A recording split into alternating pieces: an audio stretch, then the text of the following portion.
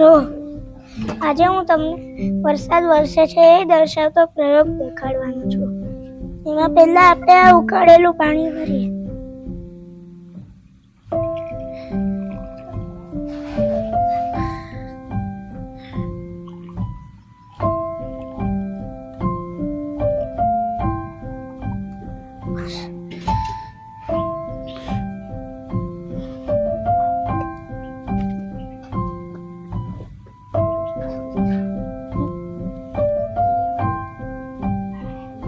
વરસાદ કેવી રીતે પડે છે કે જો દરિયાના પાણી ઉપર સૂર્ય પડે તો દરિયાનું એટલે પાણીનું બાષ્પીભવન થાય અને વાદળામાં જાય એટલે પછી વાદળામાંથી વરસાદ વરસે.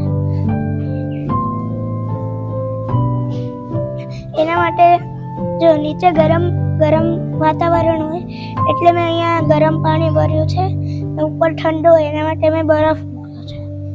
થોડી વાર રાહ જોઈએ.